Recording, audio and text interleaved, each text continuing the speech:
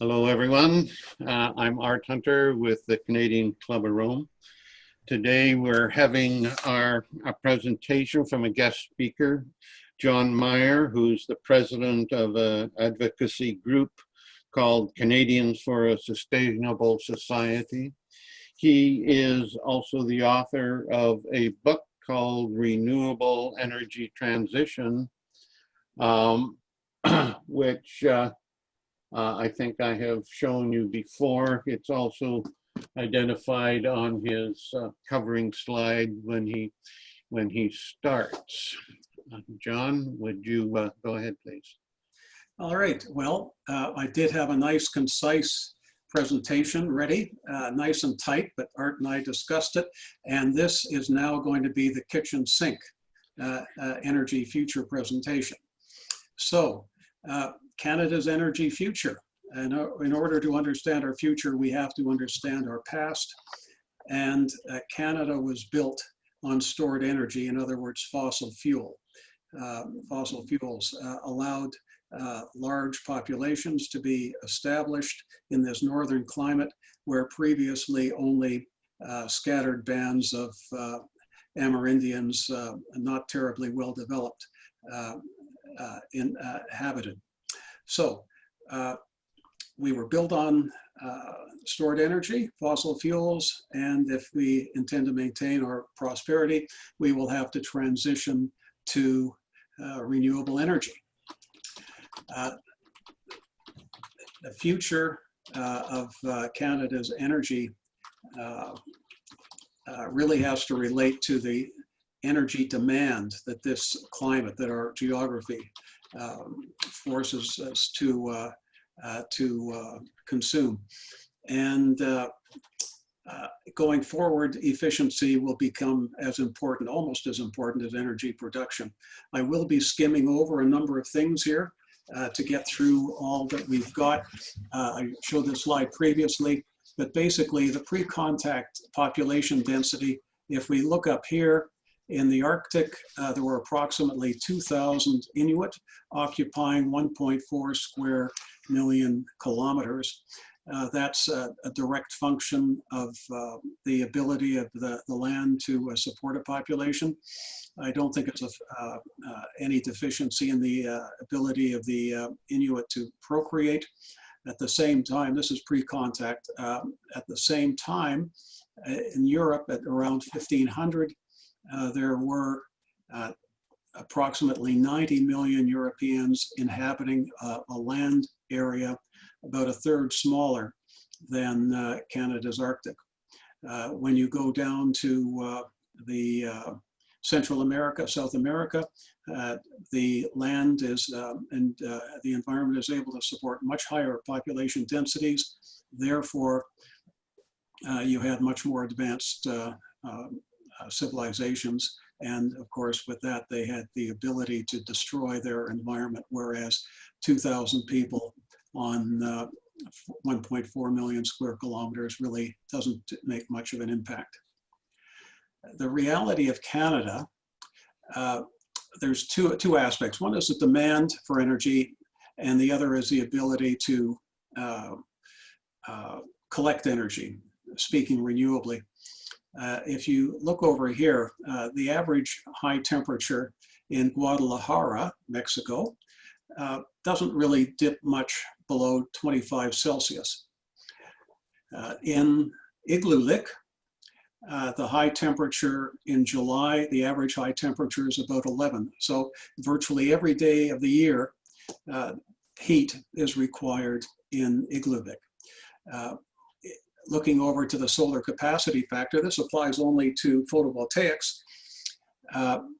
The capacity factor, which is the ability of a solar panel to produce energy, if it was 100, if it had light 100% of the time, strong light 100% of the time, it would have 100% capacity factor.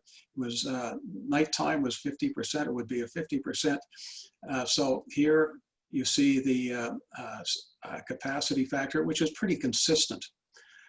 For Igloolik, the there's virtually no solar output capacity for 5 months a year, very, very low capacity, and therefore you have to have stored energy to get you through the period when you're unable to store energy or to produce energy. Wind, of course, is much more consistent than solar on a seasonal basis, but the wind also, if you look at the wind charts for the north, there are weeks at a time, several weeks at a time where production is very low. So storage is a huge issue in this northern climate. Basically, to this point in human history, we don't have strategies for maintaining a sustainable society. So basically, the capacity, the sustainability of a society is inversely proportional to its ability to grow. If we can grow, we do. And in the Mayan, using the Mayans as an example, it was a rich environment. And their populations grew rapidly, the technological growth increased, and they destroyed their environment fairly rapidly. And this cycle, population collapses, this cycle was repeated. In the far north, 2,000 people living off a population of, say, 5 million seals, just with an annual harvest of 20,000, just didn't have the numbers or the technology to destroy their environment. Looking at the final, I'm going to be coming to a term called EROI, and that's a energy return on energy investment. This was created, this ratio was created by Charles Hall, and it was a critical metric to illustrate the difficulty or the ability of a society to prosper given the richness of its energy resource base. What EROI does not include is looking at the demand for energy at any particular location. So an EROI for India of 8 might mean extreme prosperity. EROI of 8 in northern Canada, northern parts of the world would not allow any advanced society. So basically, we need to know how much energy is required to deliver the basics of a cohesive society in Canada's biophysical reality. And that changes for every country and basically for different regions and different latitudes.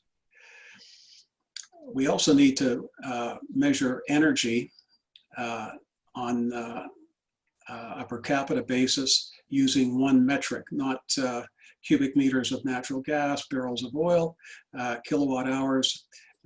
We need to know what our energy budget is if we're going to address the issues, if we're going to be able to transition. And I would submit that kilowatt hours is the best metric because renewable energy means virtually complete conversion to electricity. And you can see here the northern countries, very high energy production, very high natural gas, oil and coal production, not coal from Norway, but they have vastly higher per capita energy budgets compared to India and Mexico, Brazil, even China.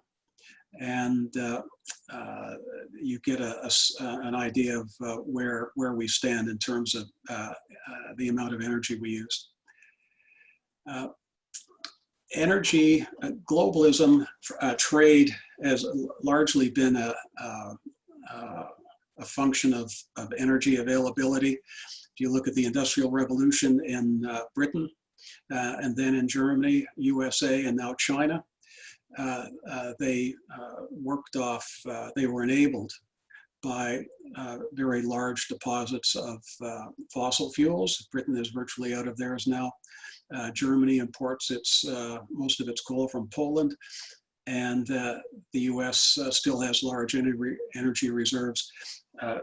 China's energy reserves of coal are lasting about 30 years. I think they've got about 30 years of life left, but they are using huge amounts of cheap energy to fuel their industrial output. And I'll be dealing with that. That's a question we have to deal with, because going forward, will the Chinese be anxious to export that much energy embedded in all of the industrial and consumer goods they export when that might represent 11 kilowatts per day per person out of their energy budget, which, going back up here, might be 70. So are they going to export that much energy? Will they have that much to export going forward without their coal reserves? And I would say probably not. Coal has gotten them to where they wanted to be, and I don't think they need to be the providers of all goods consumer for the world going forward. But you'd have to ask them. All right. This is just to illustrate the problem of seasonal storage, and I know Art's going to have something to say about this at the end of the program, but that's why I put it in. If you look at the energy demand here, Igloolik versus, this is for a conventional house, versus Guadalajara. Guadalajara basically doesn't need any storage. Igloolik, I've arbitrarily picked 4 months of storage. And so you can see the implications of that using Tesla Powerwalls as the medium of storage of electrical energy. The costs are immense. And you also have to have large arrays of photovoltaics to fill up these batteries once you do come into a good solar period. So anyway, this is just to outline the idea of latitude being a real determinant of energy demand and energy production. So EROI, energy returned on energy invested. In the glory days of oil, virgin oil fields, might have been 100 to 1. Current oil, like one barrel of energy could produce 100 barrels of output. And currently the world average, I think, is for oil is about 17 to 1. The oil sands is down about 3.5 or 4 to 1, and I believe that's without mitigation of the legacy costs, the cleaning up of the fields. So anyway, the oil sands is a very poor source of energy. And the EROI for renewable energy is probably world average for solar might be about 8 to 1. And once you add on storage systems, batteries, etc., the EROIs drop. It's thought that 8 to 1 is about what you require to maintain a society in a semi-sophisticated level.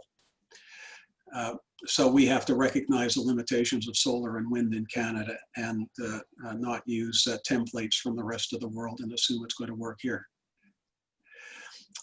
The EROI Mountain, so you start off pre-fossil fuels, very, very low energy return on energy investment.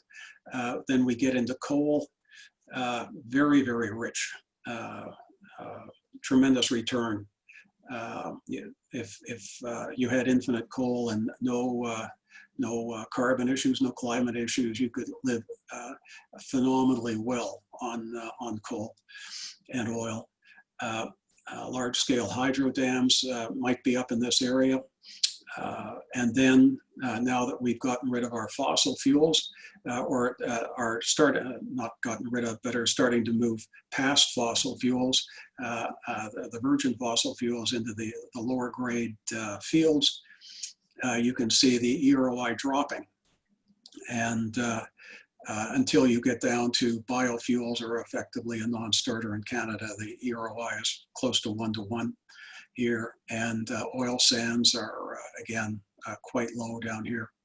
So based on the available energy, a nation with very high levels of available abundant energy can have extreme consumption, very rapid pace of education and human development, high population growth, and just keep going. But as you move down to the bottom, you're quite constrained in what you do, and you have to be very careful. And population, as we are seeing in many areas now, declines from the peaks. Okay. So we are inevitably going to be into an era of declining EROI, availability of energy, the abundance of energy, and the rising cost of energy. Will the coefficient of performance of the electrical energy, electrical economy, will that ride to the rescue? The renewable economy, energy economy, will be mostly electric. And electricity does have one immense advantage over fossil fuels, and that is it can lever itself into a performance, higher coefficient of performance. What I mean by that is that if you look at, say, home heating, a wood stove might be 30 to 50% efficient. A natural gas boiler might be up in the mid-90s, but and that means 1 to 0.5 or 0.95. You never get more than 100% of energy out from fossil fuels. It's a burning process. Fossil fuels means burning, and that it's inherently inefficient. But in any case, no matter how efficient you make it, you never get over 100%. With electricity, with heat pumps, and Art's demonstrated this very well with his systems. With heat pumps, you can input 1 kilowatt hour worth of energy into a heat pump and get out, say, the typical air source heat pump. You can get out 4 kilowatts of energy. With ground source systems, that can go higher. If we store energy geothermally, that can get up to 30-to-1. With the Drake Landing, it's anybody who's interested in this, I can send you the studies on this at Drake Landing in Okotoks, Alberta. Fabulously well documented. So we can electrically, we can achieve performance levels that we never could in the fossil fuel environment. So with electricity, we can boost the COP. We're more efficient, so less gross energy is required. In terms of automobiles, the internal combustion engine automobile might consume 10 liters per 100 kilometers. There's about 10 kilowatt hours energy content in 1 liter of gasoline. And that means you're using about 1 kilowatt hour per kilometer. An EV can get along, can travel 100 kilometers with consuming 20 kilowatt hours. So it requires 1/5 the gross energy input of a fossil fuel system. And when we look at replacing, I'll show some maps further along, but when we look at replacing Canada's energy, fossil fuel energy with renewables, it's not one-to-one. We don't have to produce as much energy in the renewable energy world as we needed with fossil fuels. Here's the Drake Landing situation. Basically, they've got hot water, hot water solar panels. And they pump all summer long, they pump heat down into the ground. The borehole is about 30 meters wide. It's, think of a cylinder, 30 meters in diameter, 30 meters tall. So they keep on pumping energy down. They get it up to maybe 50 or 60, well, let's say 50 Celsius. They heat the ground to 50 Celsius, that huge mass of Earth. And they pull energy out as they need it. And that system can be 45% efficient, which is remarkable. So you can store low-grade heat. You can store heat economically where that amount of storage of energy in batteries, electric batteries, to test the power law, would simply cost a fortune. And here's the different energy consumption levels of fossil fuels and fossil fuel and electrical societies. So start at the bottom. So typically a house might require 35 kilowatts per day of natural gas, oil, whatever they're using. And that amounts to 15,000 kilowatt hours annually. Their vehicle, I've got at 27,000 kilowatts annually. You go through, working backwards, you go through the oil refinery, you go through the pumping, extraction, and the natural gas, say for, that's typically what we use to power our oil industry, natural gas. So it comes down to supply this amount of energy. You need to produce that amount of energy. That amount of primary energy. The reverse up here in the electric world, you're using vastly less amounts of energy, final use, and you don't have all the losses built into the chain here, so that you really only need a very small proportion of the gross energy that we once required. Okay, here's one of my favorite slides, not totally germane, but I'm a big fan of EVs, and it is the future, and you can see the Tesla Model 3. So who buys EVs? Is it the hair shirt people? Not really.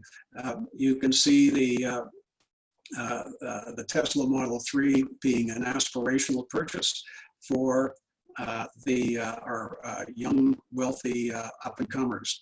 And if you're an automotive executive, you'd pay real attention to this curve because it is simply crushing the Mercedes entry class, BMW entry class, Audis, Lexus Infiniti, Acura. They're all going down while Tesla's skyrocketing. There are reasons for that. EVs are clearly the future, and they're also just nicer to drive. That's bias, but I can support it. Now, Richard Unger, he may or may not be on. He did a lot of work comparing Canada and Sweden, and I get this question: why do we have to worry about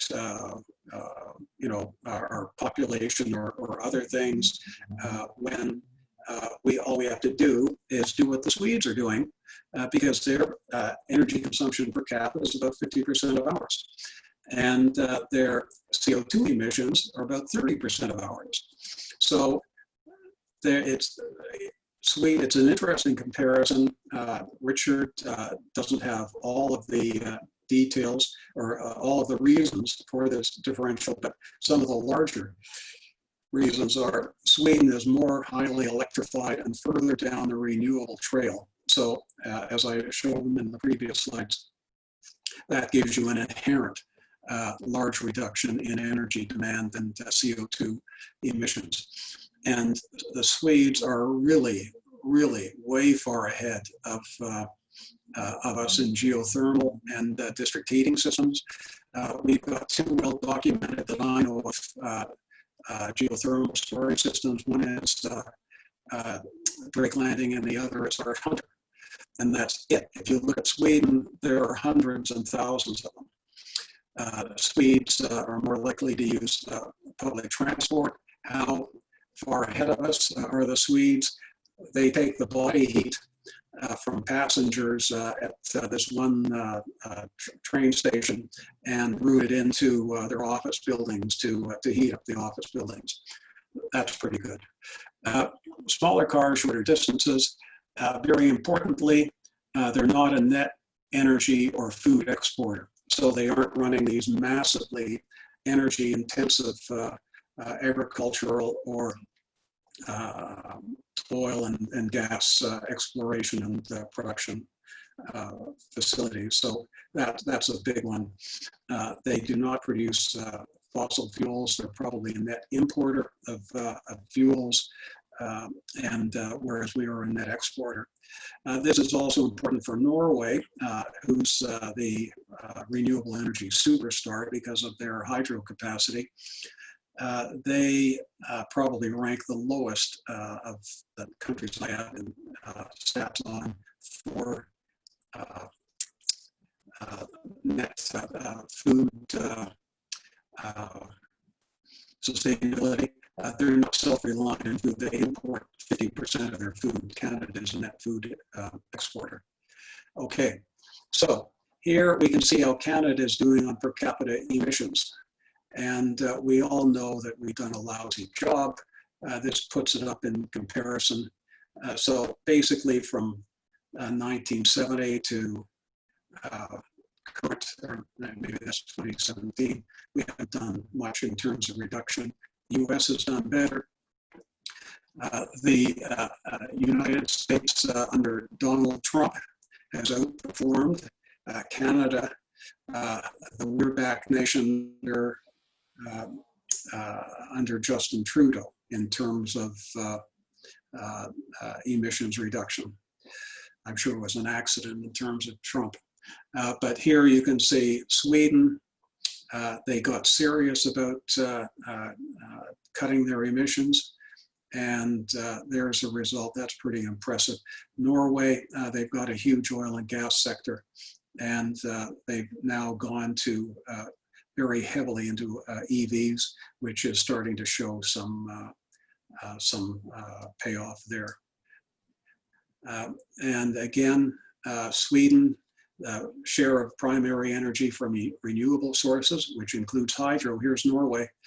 Norway could probably, on paper, go cold turkey and get rid of all fossil fuels because they just produce so much hydroelectric and water falling off the mountains goes west to the North Sea, and they capture the energy from that, and the water that doesn't fall on Norway falls on Sweden and flows east through their hydro system. They've got a lot of hydro in Sweden.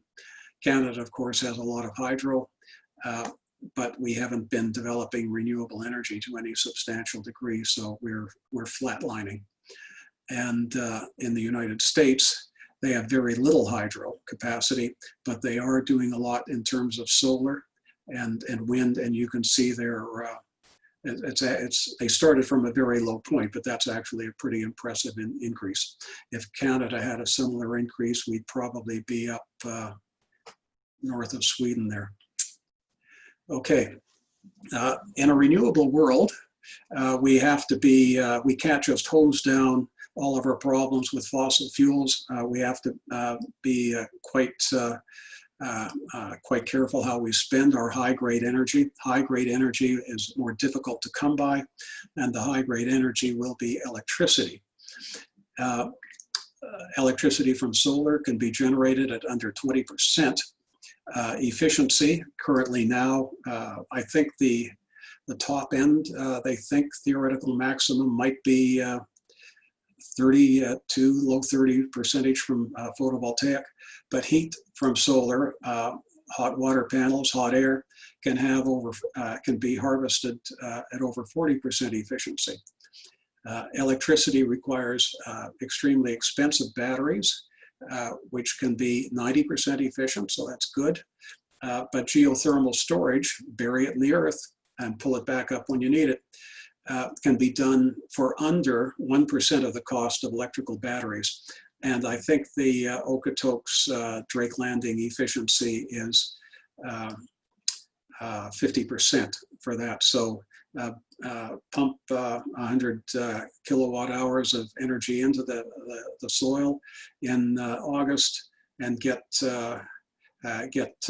45 kilowatt hours back in January. It's pretty impressive. So we need to make use of geothermal storage and heat. That's me. Okay, and just bury that, sorry. So we should save high-grade energy for high-grade uses and use geothermal for everything where it is appropriate. Earth is one huge giant heat battery, and it's right under our feet, and it's something that we should be sure to put at the front of our efforts to go renewable. Energy consumption history. This underlines the efficiency issue. If you look at Canadian energy budgets, this is also based on the work of Richard Unger. Basically, the Inuit and the Forest Amerindians use very little energy. These are largely guesses, but they're in the noise level anyway. As soon as Europeans landed in the northern, in Canada, with its huge energy demands, they cut immense amounts of wood. And it was a shock to me to see that basically 300 years, and I'm sure you're talking from the 1600s all the way through to the mid 1900s, we used about the same level of energy. Now, as time went on, we got more efficient and we used different forms of energy, so we could do much, much more with it. But back then, when you had a huge standing stock of forests and the steel implements to exploit them, the settlers just cut a huge amount of wood. And then, of course, oil came along, and gasoline, and the energy consumption goes through the roof. When I worked out the 85% fossil fuel free for Canada, which includes a lot of natural gas plants to allow a much higher penetration of renewable energy, solar and wind, I essentially cut the energy consumption in half, and that includes bringing back all of our manufacturing into the country. So we're no longer net importers of energy via manufacturing. Renewable infrastructure. You almost certainly can't read this, but basically this just goes and shows the infrastructure for biofuels we would need. The land area in biofuels, if we were going to get all of our energy from biofuels, wind and solar, for a population of 49 million. And biofuels, of course, are a non-starter because they consume as much energy as they produce virtually. And so this is gross energy. So basically, it's showing that there would be an immense infrastructure. You're looking at tens of thousands of 2 megawatt wind generators and huge amounts of solar. So the infrastructure is daunting. And I would think we can probably, with our hydro resources, to ultimately replace natural gas as the quick reaction base load for energy to allow maximum penetration of solar and wind. Maybe our population is viable at 20 million, but we have to model this. Now, this, again, we're back to Drake Landing and Art Hunter. Our current grid system is A to B, producer to consumer, and that's it. And the consumer uses the energy the instant it comes down the line. So in the renewable energy grid, I've got natural gas feeding in, solar, wind, hydro, hydrogen if you used it for storage, battery electric, you used it for storage at the generation end. Then it goes down the line to the end consumer, who is also not just a consumer, but also a producer. Solar panels, again, hydro, because hydro and solar are just totally scalable. You can go very small or very large. Electric batteries, thermal storage, geothermal storage, and EVs. EVs will have the capacity to to pump energy back into the grid. It's called vehicle to grid, V2G, and virtually every EV, Nissan has it now, and I'm sure virtually every EV will have it in the coming years. So you get a very rich environment, a very complex, rich, and resilient environment that simply didn't exist before. So for large and small investors, people who want to take control of their own energy, their own carbon emissions, they can get directly involved with it and make their own decisions. The transition needs aggressive building standards. Here's what we're building: really nice houses in a really nice neighborhood in Midland. And here's my house that I built 4 years ago, south-oriented. It's ready for 10 kilowatts of PV. Installation, it's designed to take the photovoltaic array. And here, it's not designed for anything other than looks. There's so many facets on there, it's almost looking like a herd of zebras. Anyway, the retrofitting those houses to take photovoltaic and also hot water. Remember, geothermal has to be on the site. You can only move heat. It's low grade. You can only move it a matter of meters. You can't ship it all over the place as you can with high grade electricity and fossil fuels. So geothermal, key to our future, has got to be on the spot. Again, this is where I got the inspiration of the Canadian slide I showed before. This is from a David Mackay TED Talk. I'd highly recommend you go on YouTube and look it up. Fabulous presentation. And if you read between the lines, I think you can recognize that 60 million people just doesn't work in Great Britain. Okay, the inevitable subjects: hydrogen. Hydrogen may be an option, but it's very lossy. I don't know what the membrane consumption is. I think that tends to be expensive. It's difficult to work with. You need high pressure, looking at close to 10,000 PSI in the tanks. It's a corrosive and slippery gas to work with. And on the good side, it's highly recyclable if the tanks are stainless steel. And there is talk about putting it into salt caverns, which takes off the ceiling for scale. You can do huge storage. With that, nuclear, I won't talk about fission because fission has been coming every 10 years since I was 18. And nuclear with uranium is a stepping stone. It's a depletable resource, a finite resource, and it can be a stepping stone from fossil fuels to renewable, but it cannot last forever. Perfect energy source is dilithium crystals, the generic little black box with unlimited clean power, just a couple of wires coming out of it. Even if we had that, how much heat can we put into the biosphere? Here is something that if you wanted to come back at, you could look at.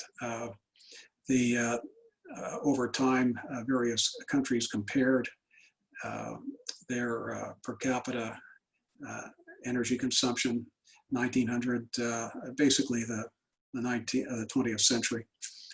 And you can see the southern countries that managed to live quite well on vastly less energy. So what can we do? And I'll be cycling back through this. We need to understand how much energy we're using and what kind. We need to understand, we need to use one energy, boil it down to one energy metric, kilowatt hours, because right now, most people have no idea how much energy they're using. They know how much energy their kilowatt hours are using on their hydro bill, but natural gas in Ontario, you get about 5 times as much energy for your natural gas dollar as you do for electricity. So you can think you're not using much because you're not spending much. But you are, in fact, using far more energy than you think you might be. Ditto for the automobile, we've covered that. The carbon calculator, it's a great, if you've got kids or grandkids, or suggestions, want to make suggestions for school curriculum, school projects, there's a carbon calculator here. Fabulous. Everybody should do this. All the kids should do this, and they should be able to compare their results. Energy and carbon. We've been through this to some degree on energy, basically, but here we see the bottom line of carbon here to go down the road, or power at the wheel, I should say, is about 5 times larger, almost 6 times larger for internal combustion vehicles versus EVs, and that's getting the electricity from natural gas. Once you go to hydro or solar or photovoltaic, it's far lower than that. We want to make this transition. It has to be done with social stability and social equality. Very difficult to do. But that's key. I think we're seeing our society starting to come apart when we apply a little stress, and that has to be key. It has to be an equitable solution. It can't be dumping energy costs down on the poor, who already spend a vastly higher percentage of their incomes on energy than do the wealthy. So that has to be kept clearly in mind. So what to do? Stepping stones. We need to start measuring energy in the single metric, stop population growth and migration to northern countries, electrify the ground fleet as rapidly as possible. That's the EVs produce the fastest, biggest bang for the buck, most painless conversion from fossil fuels. Do it now. The oil sands are not only an environmental disaster, they don't make money for us as a society, and we're stuck with immense legacy costs. I'm saying we build natural gas generating plants. Others will differ, but we need a lot of fast reaction energy capacity to allow high penetration of renewables. We need universal building code access built into the code to allow to promote geothermal heating, and we need to move back our manufacturing. Are we prepared for change? Everybody knows there's a problem, but let's compare to COVID. COVID was something we should have been prepared for because we've had pandemics before, and and protocols were well established. But effectively, our public didn't know what to do. I was certainly confused initially. Our experts stumbled and our leaders bumbled. Canada's chief health officer initially said masks don't work and borders won't stop a pandemic. In the USA, the CDC testing process failed. And then, of course, Trump got involved. And he had a really good team with Birx and Fauci, but was not a tremendous performance on the Americans' part. And Boris, let me shake your hand, Johnson, glad-handed his way through a COVID ward and almost died himself and got his pregnant fiancée sick. The UK performance was pretty poor. Sweden was intentionally poor up front, and we'll see how it works out for them. But with microgrids, if there's widespread use of microgrids, people who are involved in energy on a daily basis, people will know what to do when energy and climate throw knuckleballs at us, and this will happen. So resilience depends on many people being prepared and making the right decisions, and microgrids and EVs will establish a broad-based relationship with energy that will make it easier for leaders to maintain social stability. And to paraphrase Thomas Homer Dixon's book to some extent, his new book, Command Hope, clear-eyed, informed hope is the best motivator, and nothing makes you clearer-eyed than experience. Okay. Distortions in misleading measurement systems. Money can distort anything, and what we need to measure real physical things in real physical units. So we need to measure energy in energy units and not energy in dollars, because with dollars you can think anything.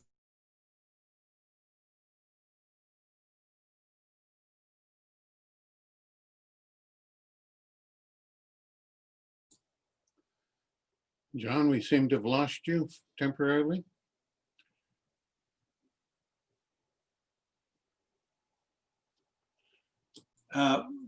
We need to set up living labs like Art's Place for every school, get kids' hands on energy, and we need to prioritize geothermal storage and the building standards that will take advantage of it.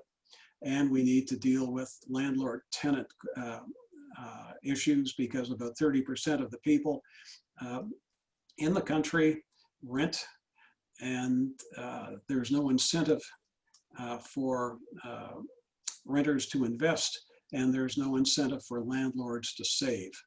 So here is the EV sales chart, and this is to 2018. It's just going steeper, so you can see where this is going.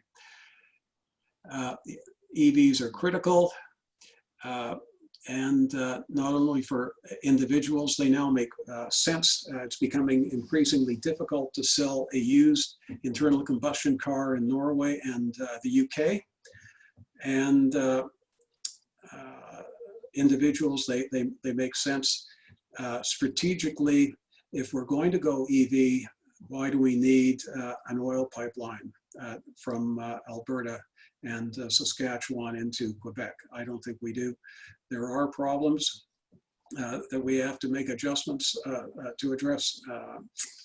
Road tax is built into fossil fuels, but if you can fill up your car on your home outlet, that doesn't work anymore. So we need to build road taxes into annual license fees. John, Yeah. Can I ask you to share your screen again? Sorry. Where are we here? Okay. Okay, EVs are critical. They're the lowest hanging fruit. They result in the greatest carbon emission reduction for the lowest cost. Our emissions, if we went 100% EV, for our ground fleet, we'd see in excess of a 30% GHG reduction. For the individuals, EVs are nicer to drive, lower maintenance, higher initial cost, but they're just, if you haven't driven one, you owe it to yourself. And so it's painless for the individual. Strategically, nationally, we don't need an Eastern oil pipeline if we're going to convert to EVs. And in terms of bumps along the road, we do need to switch the road tax to the licensing process rather than the fuel process, because you can fill it from home and that can't be taxed. So there are just a few details, but EVs are easy, and the government should be pushing them as hard as they possibly can and enabling them with charging networks, etc. Okay, social stability is critical. Again, making that point,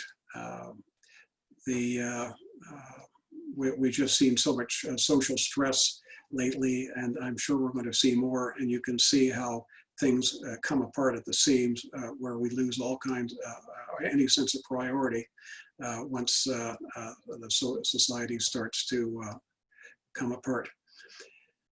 Population math. There's a group pushing for a Canadian population of 100 million. And do the math. Why would we want to do that?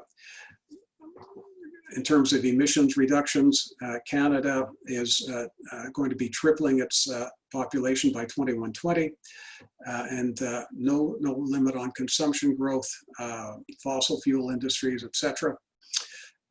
And China, they're going with a broad-based economy. Their population is probably right at its peak now and expected to drop possibly under a billion by 2100 from 1.5 billion now. So who's going to meet their emissions targets? Yes. Why do we want to grow? What we are doing now is unsustainable. Population growth is paving over some of the best farmland in the world, and it's of no net benefit to the individual. There are huge negative impacts. What has growth done for you lately? Canada's equality has fallen from second best in the world to number 23. Second best, that would have been in the early 60s. We obviously have less per capita resources.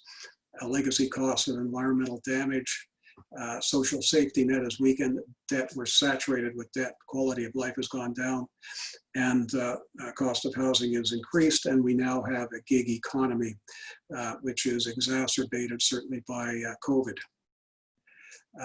If you look at the stats, growth is not satisfying.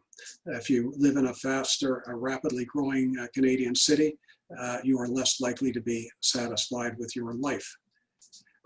Bigger is not happier. Basically the same thing. That previous slide was growth rate, this is size.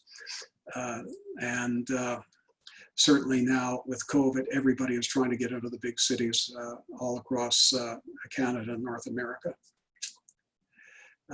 Bigger is more expensive. Tax rates are higher the bigger the city is in Canada, municipality. And so why are we growing? Well, follow the money. Who profits from growth? Developers absolutely need population growth. Without it, they've got nothing to do. Cheap labor, employers benefit. Debt, of course, mongers. I think the level of mortgage, now the quantity of mortgage in constant dollars, comparing the late 60s to current, the banks, it's something like 50 or 60 times more they've got out in mortgages. So more mortgages on more expensive houses, perfect environment for them. Media corporations are tied to the size of the local market. And they're also tied to the advertising dollars spent on the above three. Juicy new house ads, etc. So political donations and positive coverage come from this group. Conflicts of interest. I won't go into all of these, but there's a definite conflict of interest between corporate and individual interest. Social stability is, we've seen these areas, countries suffer in terms of stability when just modest changes happened because there was so much stress. So we have to be very careful with the renewable energy implementation.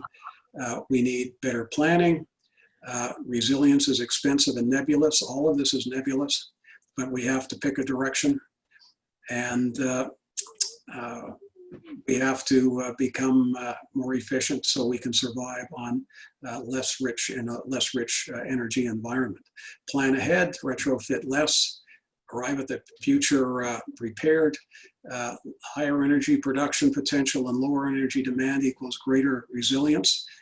Control your own costs. The development of Canada was a unique event, exploiting many one-time opportunities. We shouldn't expect the past to serve as a template of the future, particularly since we've depleted much of the resources that made the past so rich for our ancestors. We have to look at what true progress is and forget about the dollar-based GDP. Here's our current generational transfer cartoon. We've dumped a lot on the young. We're not handing them a better rice field. That's a Japanese saying. We're handing them a pretty heavily depleted and polluted rice field. Growth, it likes big projects, big finance, big overhead, and stability is smaller projects and upgrading, and allows a lot smaller investors in. High-priced overhead cannot make a living in a localized economy. So whether human planned or nature forced, a change of the magnitude of incorporating human welfare and biophysical economics into national planning can only be successfully implemented if social cohesiveness is maintained. Thank you. Okay, yeah, thank you, John. I tell you, the amount of activity on the chat has really been interesting, with some people with multiple comments. I have the ability to go first, though, being a moderator. I do want to take you up on the cost of storage, where you say it would cost me $1 million to build, sufficient storage. And I do want to comment that I am on day 187 of being off grid. Well, actually not paying for any energy from the grid. I am connected because I do send my excess energy to the grid, so I'm not theoretically off grid. But my storage is nowhere near $1 million. How did you, or at least how do you explain your slide saying that is? Two things. Yeah, those are standalone. That would be standalone stats. So if you didn't have the grid is also acting as storage for you. If you didn't have the grid, if you didn't have your geothermal, remember there's no geothermal built in. I presented geothermal as an alternative to battery. If you didn't have your geothermal, you were just heating your house with electric. Imagine that. Your house, you're probably going through what? 35, 45 kilowatt hours a day, average? At this time of year, I'm doing less than 20 kilowatt hours, but I'll go up to about 40 in midwinter.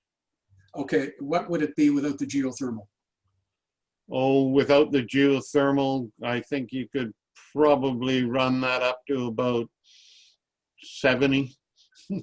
Okay, okay, and you've got 3 Tesla power walls, which is 42 kilowatt hours of storage. Yep. So that would give you 16 hours of heat. And from then on, you have to go to a warming center. You and your wife have to go to a warming center.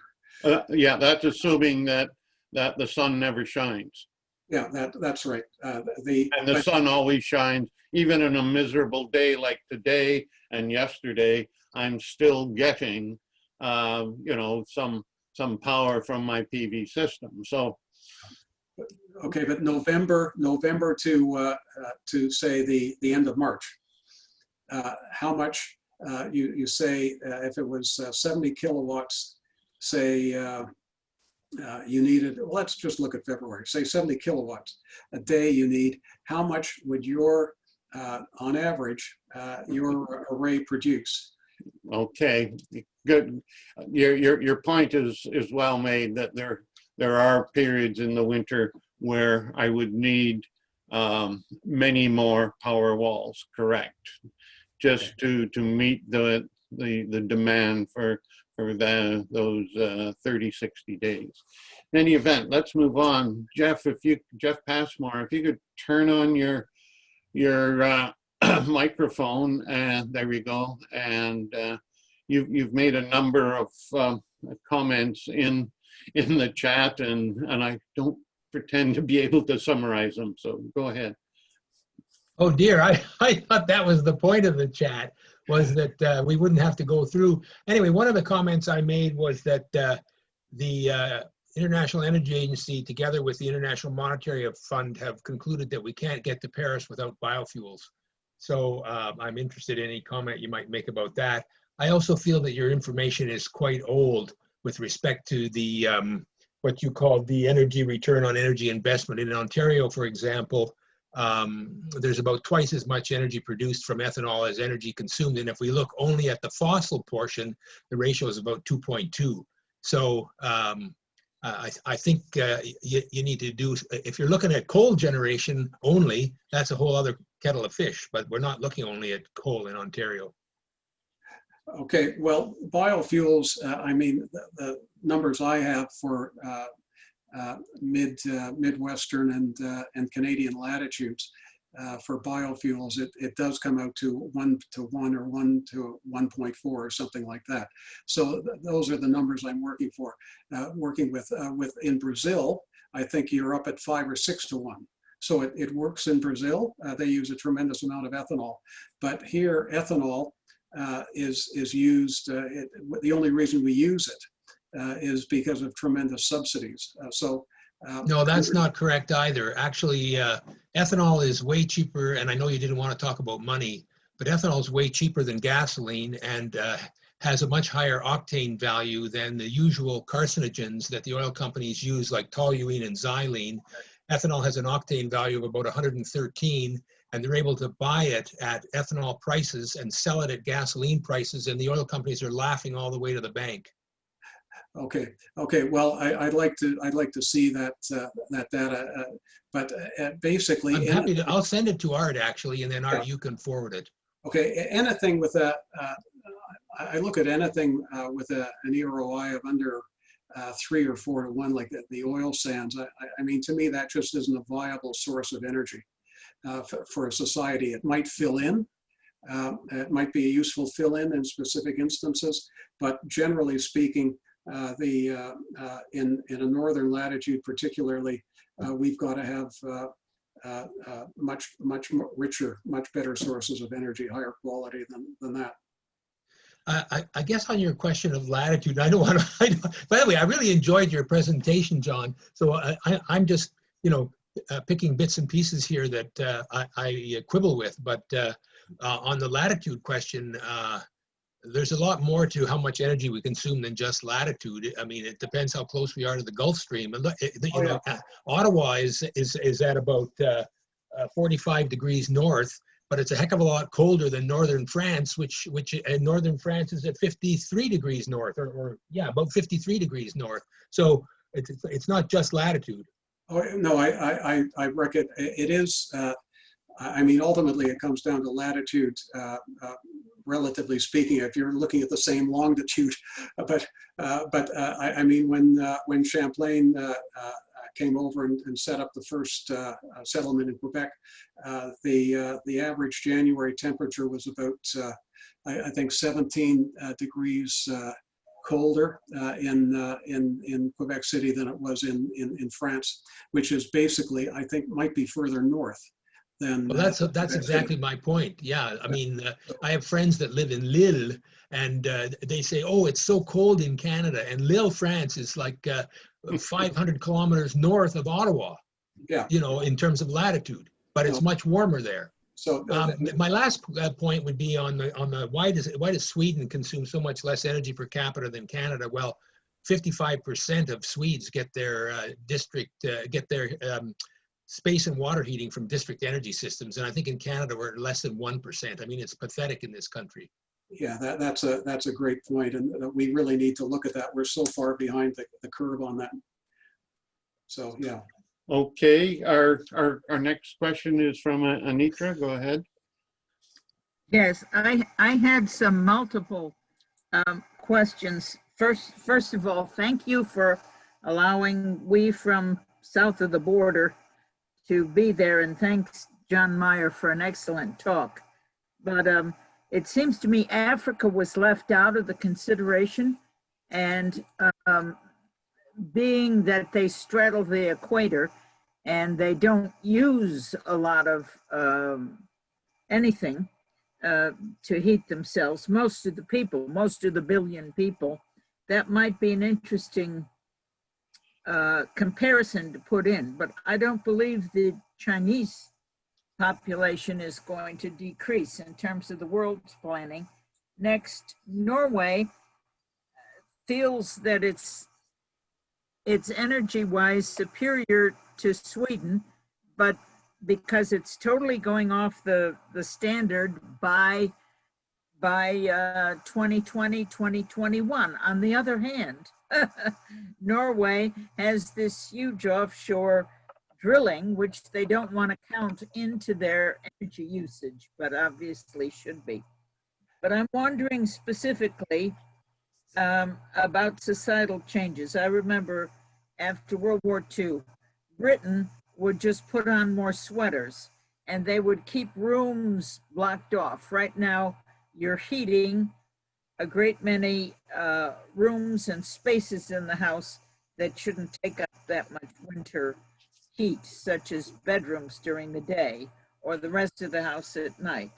And lastly, a woman from Finland named Serka Heininen, a member of the International Club of Rome, has just written a book that we should consolidate electrical because of the huge amount of dissipation and loss of energy as we spread it. The way Switzerland has much smaller energy producing units throughout it and uses much less energy. So I'm interested in John's comments. I know that it was a little diverse. There were comments. You should have numbered those. The first one, Africa, that's why I put in Guadalajara, because I think the circumstances would be similar. They require very little heat. And if you look at the empires that were built in human history, they all come from essentially moderate climates. And there's none of them come from extreme climates, northern climates, until the British with their coal started to move out through the world. But you basically, we should be migrating into the central latitudes, not the more moderate latitudes. In terms of the Norwegians and you know, let's play the game of what do we count. I guess if the Norwegians don't get to count the North Sea, we don't have to count the oil sands either. So you just count what you want. So obviously, hopefully that doesn't work. Anyway, what were a couple more of your points, Anitra? What? The societal changes. Yeah. I mean, if we all mask ourselves and sequestered ourselves with COVID, certainly we can minimize heat, or in the case of Florida, where I am, air conditioning or any electrical use of energy, or Yeah. even I mean, we can't go on building McMansions, and certainly I close off. I'm an energy buff, obviously, and so I close off rooms and everything else. That's one of the first things I was taught. Oh, you've got a house. Well, it's winter. You've got to close off this room, and this kind of thing. You wear a sweater, and you learn to live with lower temperatures. It's certainly David Mackay in his video. Which I highly recommend again. He points out these things, but we have to cope. And so that's, we're going to have to learn that, you know, we can't just, as I say, throw a fire hose worth of fossil fuels at every problem, everything we want to do. We've got to learn that, you know, there are some limits, and we have to take some responsibility for our own consumption. I just want to also respond to Anitra's comment on distributed energy resources. Instead of having one big central facility generating, the concept of microgrids has been around now for a decade. There's lots of people interested in generating their own energy. In fact, I've been a microgrid for 3 years now, and I generate almost all the power I need, except, as John has pointed out, for February, where and maybe part of January, where the weather is just too miserable, and I got too much snow and ice on my solar arrays. But these are used in areas where there have been disasters. You take Puerto Rico, for example, and there's certainly areas of Texas and I even in Florida, where people are looking at microgrids to survive severe weather events, etc. So this is a growing phenomena in North America, but it's been well established in Europe for some time, and it's growing considerably in China and throughout Asia as well. Yep. It's mostly Thank you, Art. Thank you, John. Where it is. Okay. Okay, our next comment is from Bill Tyson. Bill, do you want to go ahead? Return on investment for nuclear. It seems to be a bit high in your graph. Could you say that? I didn't catch that. Your mic is low. The energy return on investment for nuclear. You showed a figure that had it sort of middling. I thought it was a little better than that. Where did you get the data? I'd have to look at where I got the data, but it's been all over the place on nuclear. Don't necessarily take that as gospel, but I've seen figures that it's negative. It depends what you're counting, and it should theoretically be extremely high. But you're still using fossil fuels to produce the uranium, and of course, are we talking about micro reactors, or are we talking about the large can-dos with all of the concrete? It certainly is in a range, and I haven't seen any papers lately on it, but I'd certainly be willing to take a look and adjust. Can you hear me? This is Charles Hall, because Yeah. Hi, Charlie. nobody has done a good study on that, and the most recent one came up with 5 to 1 or 15 to 1. If you use if you multiply the electricity by 3, and that's the numbers we had 40 years ago, and nobody has done one guy in Australia did something, but he didn't do any original research. So there's no credible studies that are done, just people arm waving.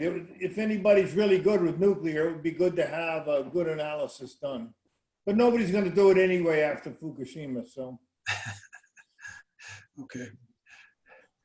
Okay, the next comment I got is from Gene, but I see David's there. Gene, yeah. Or David. Yeah, this was regarding what unit we should use. I suspect that was why you brought me up here, and I was asking whether it ought to be the joule, and the answer has actually already been provided by John Hollins in the chat, pointed out it is in fact the joule, which is watts per second. And I know that in the past I've done some analysis of my energy use from various sources, and I always went to joule, just really easy. So you, I had trouble hearing that. Was your question, why not joules? Is Yeah. that, And okay, John Hollins actually answered it. The official SI unit for energy is in fact the joule, which is watt per second, but it's way easier to use joules than anything else. well, it's easier for scientists. I mean, Charlie told me when he was reading my manuscript that my draft that only idiots count in kilowatt hours. So I continue to count in kilowatt hours. Because I mean, that's what you're filling your car up with. That's what's on your hydro statement. So I think de facto, it's going to be the measurement. And scientists. I actually went to joules because actually 2 or 3 of the different energy use statements I was getting from suppliers came with joules right on. Really? Wow. Okay. Haven't seen it. Anyway, I'll stick with kilowatt hours, but we'll see. Okay. Okay, our next question's from Zach. Go ahead, Zach. Okay, I hope you're not hearing that alarm going off, are you? No, go ahead. Good. Well, I can't believe in this land of Canada, which built the CANDO reactor, which is, after all, the Avro-Aero of power generation, that we don't know better about what's going on in nuclear. Nevertheless, if you think you need to know more data, I can put you in touch with a fire hose. In fact, if I'm really unpleasant, I can put you in charge with 3 fire hoses, and you'll have a lot of fun. I may do that. Send me your email, and I'll send you along. But in the meantime, even given the data you showed, I saw that nuclear was well above the number 8 that you had to generate an ongoing civilization. So why indeed is it not a part of the renewable picture you're talking about? I noticed after your EV conversion, you even had, well, first of all, you had people driving less after the EV conversion. I didn't know why that was. But the other thing was, I noticed you had less nuclear after that too. I have no idea why. Yeah, nuclear, I simply haven't addressed. I don't see politically, I don't see a real future for it. If we do use it, and we may, because I think converting to nuclear, converting to renewables and transitioning to renewables is just going to be so difficult. People are going to stand up and say, wait a minute, maybe maybe nuclear deserves another look. Particularly again in northern extreme climates, I won't use latitude, I'll just say more extreme energy demand climates. So, but nuclear doesn't play well with renewables. It doesn't have the reaction time. I'm not sure about the small reactors. Do they react more quickly? Do you know? Okay, well, would the modular, the small reactors, could they in fact take the place of natural gas plants to support the variability of renewables, is like wind and solar? That's something I'd have to put you in touch with other experts. Okay. I'm pretty sure the answer to that is you can do it, but I don't know. Okay. All right. Okay, can we move on now? Susha, you're next. So John, I really appreciate your presentation, but I do find there is so much creative information in each slide that, you know, I could occupy a lot of time just on each slide. But one of the things I wanted to focus on is it's 3 points I see very, very important. One is the population growth and developers and money lenders making the capital out of it. Now, and this point is not coming out in the front and center of public or our political leaders. And unless we are able to bring these points into the public and force our public leaders to focus on those, you know, that's something is missing in our society. We are not focusing on, like, this is the first time I seen on the slide more clearly that actually developers and money managers are making money out of it, and the public and the Canada is losing overall in terms of lifestyle, in terms of you know, economics. And so how can we make, like, I want to present you at one of our professional engineering symposium with this, but how can we present this front and center in terms of political leaders and the public? This thing is coming out. Yeah, to me, I mean, I've been doing this, I became interested in population and environment actually when I was 20. I've had a number of articles published in, you know, the Globe Star, etc. But starting, I guess by the mid 90s, they weren't publishing these articles anymore. They won't look at a challenge to growth. They won't tolerate a challenge to growth. That's the simple reality. And we do have Canadians for a Sustainable Society. We do have, I think, a strategy to move forward, an initiative. But personally, not speaking for the organization, I see no chance that the media will pick up on it. We just have to go with other venues, because the media corporations are hanging by a thread financially, and they know where their money comes from. They do, they're corporations. And cutting back on population, essentially they're cutting their own throats. They did this in the, what was it, 60s and 70s? Somebody help me here. When tobacco and alcohol advertising was forbidden, was outlawed, and they suffered huge losses. But a lot of the debate was carried out in the media, but they did it. I don't think they're going to carry out a growth debate in the media. I don't think so. So I think if I could see while going through this one of the three channels to propagate this debate is, one is having 10-15 minutes or half an hour in national news, nature of things, or passionate eye.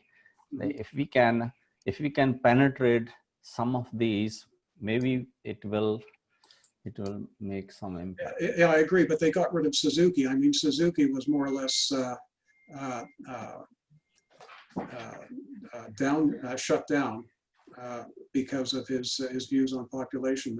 He got a couple of comments off on it, and then they don't cover it anymore. So someone with that status just doesn't get the public microphone.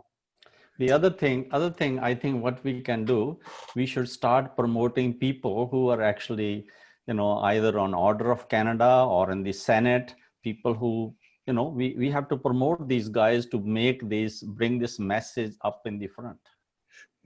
Yeah, I agree. I'm not sure that anyone who goes through the political process is willing to listen, but I would say that groups like this, people who have quite a bit of technical expertise, understanding. I think it's like the early days of climate. This is where it came from, and this is how it has to spread, because I think there's a ceiling, very definite ceiling on the people who are actually going to look at population connecting the dots. I mean, population, urban sprawl. This isn't connected. Population, carbon emissions growth. Anyway. Okay, yeah, it's a major issue, no question. Let's move on now. Ted Menning, before that, both Mary Hagan and Gord Kubanek have put forward questions, but I can't get them to turn on their audio or their video. Anyway, Ted, go ahead. Okay, I'm just standing back and saying that Canada is a country that has no national plan, nor is it really interested in having one. And because of that, and I worked as a planner in government working on this for 40 years, it really has no ability to define collective goals and bring provinces, industry, people, and others together. And those can be pretty big things. We've been playing around with the Pathways project, and we have about a dozen possibilities, 5 or 6, that look very promising if people will actually get together on them, like the full electrification of the transport grid.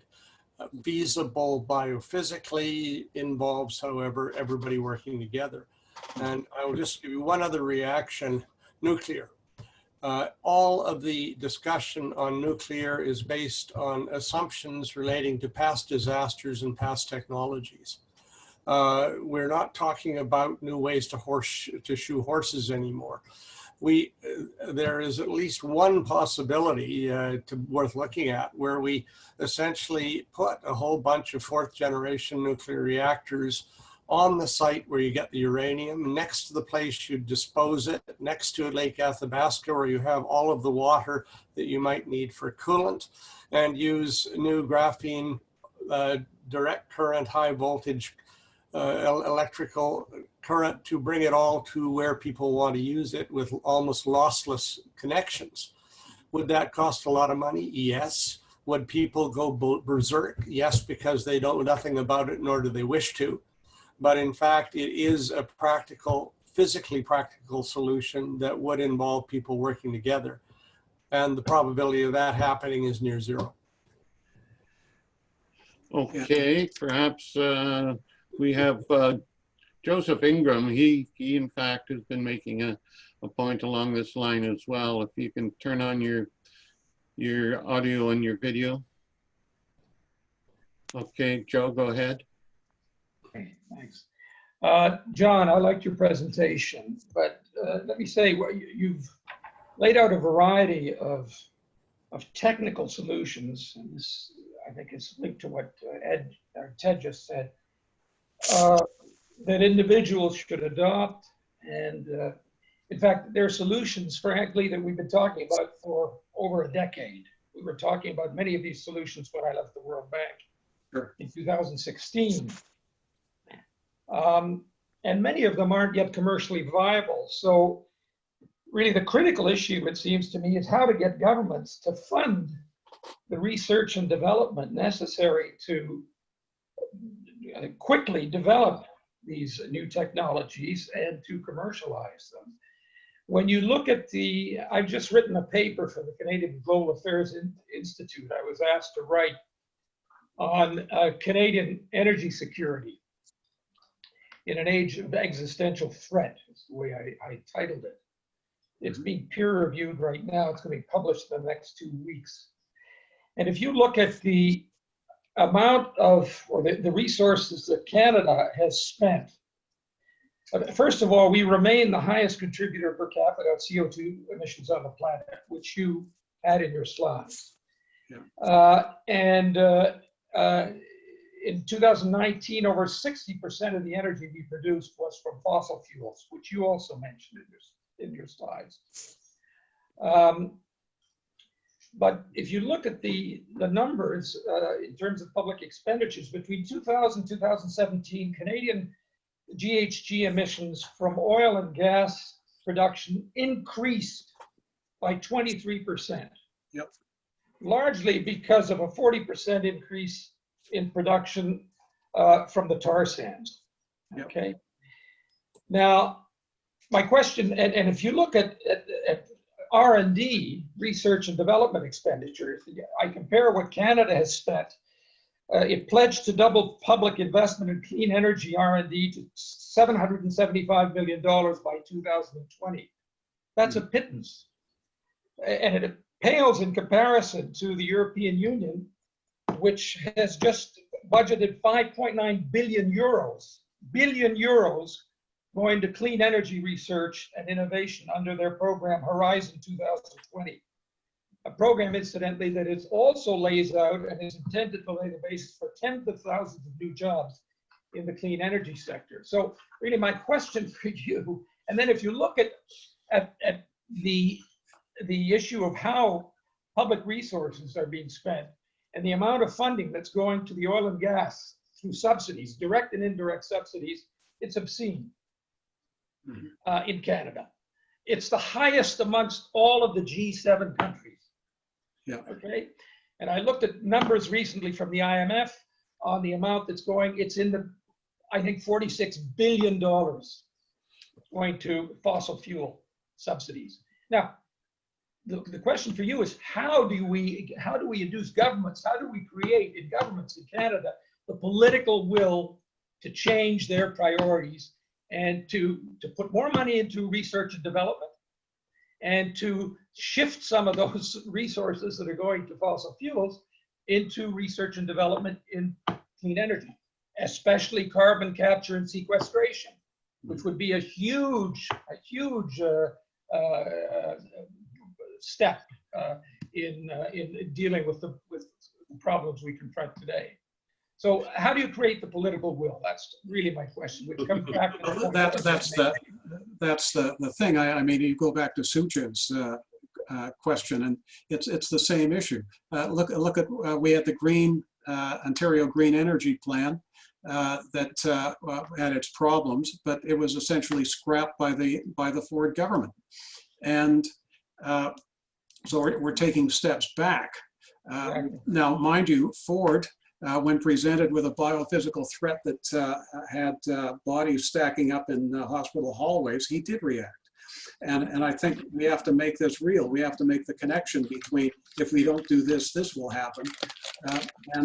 It's just very, very difficult because it hasn't happened yet. You know, we may have 3 or 4 hurricanes spinning in the Atlantic. We may have the west coast of the United States burning down at the same time. You're getting record snows in the Midwest. But this, we haven't connected the dots yet. We haven't seen the price. And I've got to say that these research programs aren't viable, aren't economically viable, or that the new technology isn't economically viable because the price of oil is artificially low. If the price was where it was should be, well north of $100, then all of a sudden we could be rational. But because the price of energy, oil energy, is artificially low, we can't be energy rational. And again, it's a monetary distortion. So that money will destroy the ability to make rational decisions, and we're seeing it here. Stupid money going into fracking, all kinds of subsidies for the oil sands, the unaddressed subsidy of cleanup costs. I think the legacy costs in the oil sands is between 60 and 260 billion. And we've only harvested about 4% of what we can get out of the oil sands so far. On deposit from the oil companies, we have less than $2 billion for cleanup. So if we build in the real costs into the price of the oil, then maybe these renewables would get some funding. But you know, it's like trying to sell hamburgers at $80 a pound when you can get steak for 5 cents a pound. I'm not sure why you say artificially low the price. I'm not sure what you mean by artificially low. It's a dying industry. You know, the Economist had an article recently, very interesting, in which they talked about, the title was "The Death of the Petrostates." Yeah. And it's because demand is dropping in the short term, and in the long term, the shift, there's an inexorable, going to be an inexorable shift to renewables. So I'm not sure why you think it's artificial. Well, it's artificial because we've got, first of all, the oil sands. In the case of specifically the oil sands, they're not paying the full cost of oil production. With fracking, I think that that industry is down, is ground capital to the point of, I think, 260 billion. It's not making money, but it keeps on getting stupid money because of low interest rates. Yeah. Okay, perhaps we can move on. Our last question before we stop the recording to Mary. Mary, go ahead. Okay. Hi. Yes, as a social scientist, John, I was interested in you reminding us throughout your presentation that an underlying determinant of, I think, Canada's energy future is social stability. And yet, the data repeatedly focuses in on the technology and the economic costs and that sort of thing. And I just wondered, where are the databases? Where are the analytical linkages that are going on the specifics of that? Because I feel that Canada is in a real rut in terms of turning the ship around. And I think the answers, if there was a lot more focus on the social political aspects of this whole subject matter. And I just wondered if there's databases as well as other country comparisons where we can really build that evidence and get going on a different angle. Well, I think from my point of view, I'll come back to you with a question, but from my point of view, history is basically written about social collapse. The populations expand. In the good times, everything's good, everything's stable, and then you run into problems with agriculture, the climate. You reach the edges of your good agricultural land. The climate throws in a little wiggle, and all of a sudden, agricultural production goes down, society falls apart. And that's what's happened with the French Revolution. That's what's happening in Syria, that 4 times the population since 1950. They were running into drought, and the government pulled its fuel subsidies, and that caused the society to come unwound. There were all kinds of pressure, but then that one little straw, it became unwound. The Yellow Vest protests in France was over, I think it was going to be a 5% increase in the tax on diesel fuel. I think that's what triggered it. And who's going to go into the streets and throw bricks at police officers and get tear gas back for an increase, a 5% increase in diesel tax? I think it's the last straw. And you've got all of these social pressures, and then it becomes unwound, as we're seeing in the US. So you've got these tensions, and who knows what's going to trigger the dissent and disintegration, and who knows what course it's going to run. So that's the problem. So I guess the point I'm trying to make is that you establish stable bases as much as possible. You don't leave people behind. You have everybody at the table, and that's the basis. And no matter how expensive that is, that's what you do to maintain social cohesion. So that's the. So your question was databases? Well, yes, I just wondered if there were a bank of studies that I'm not aware of that are making these links. And there's a great book. Yeah, there's a great book in the energy series. If you ask Art, I don't have it here. I'd just like to tell you there's a lot of work going on right now at the UN in the 10 FYP area, particularly in the development of new metrics and new indicators that hopefully act as early warning systems for just the kinds of things you're talking about. I mean, you could essentially, I mean, there's already hundreds in use, You like the idea of number of lives per barrel, for example, and appearing on your computer dashboard every morning. Essentially the whole idea of creating emergency dashboards for decision makers and politicians, where they see relevant indicators of what's really happening that they might wish to react to, as opposed to just watching the Dow Jones Industrial Index. That was something we'd been trying with the Chinese for years, to the point where we even got them to print on the front page of the Beijing and Shanghai newspapers the particulate matter count in main intersections, to try and get people to start taking pollution seriously. People can only react to the information they can see. Okay. How do I get the microphone? You've got it. Got it? You got it, It's go like to ahead. say, there's a whole new international society in a major textbook that I wrote, and lots of other stuff happening in what's called biophysical economics. A lot of the problem is conventional economics does not give any particular role to energy and other material resources. Biophysical economics does that. And if I've got a little kind of introduction to that, if anybody emails me at chall, chall @esf.edu, I will send it to you. To me, it's a synthesis for people who are thinking like this. We have annual meetings, not this year. We have annual meetings, and we're going to be doing probably a lot more, because it looks like we're getting some serious financial support. Okay, good. Charlie, for Mary, what was the name of that book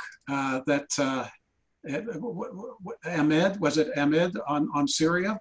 Oh, yeah, it's Nafiz Ahmed, and it's called, just a second here, just a minute. Let's see. It's a wonderful book. Yeah, I thought it was great. Okay, thank you. Well, Okay, maybe it can be part of the record here. Okay, with that, I would like to stop Stop the recording, but we can carry on discussions after. Okay. Goodbye, all.